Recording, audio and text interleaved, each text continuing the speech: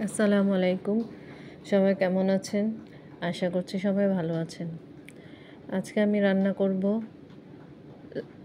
হালুয়া সকালের নাস্তার জন্য। এজন্য আমি একটি কড়াইয়ে তেজপাতা, এলাচি, দারচিনি দিয়ে নিচ্ছি। এগুলো তেলে ভেজে কিছুক্ষণ নেড়েচেড়ে আমি দিয়ে দিচ্ছি সুজি। এখানে আমি হাফ কাপ পরিমাণ সুজি দিয়েছি। এখন আমি এটা ভালো করে ভেজে নিচ্ছি। এটা ভাজতে ভাজতে একটা সময়ে সুন্দর একটা স্মেল আসবে, আর এটা আমি লালচে করে ভাজবো। এরপর আমি এখানে দিয়ে দিচ্ছি 1 কাপ পরিমাণ পানি। পানিটা দিয়ে আমি সাথে সাথেই নেড়ে নিব। সাথে সাথে না নাড়লে এই জিনিসটা দলা পাকিয়ে যেতে পারে। এটা যেন দলা না পাকাতে পারে, এজন্য আমি সাথে সাথে নেড়ে নিচ্ছি।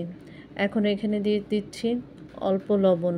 লবণ দিলে এটার টেস্টটা বেড়ে যায়। এখন লবণ দিয়ে ভালোভাবে নেড়ে নিচ্ছি। এখন দেখতে পাচ্ছেন এটা ফুটে যাচ্ছে।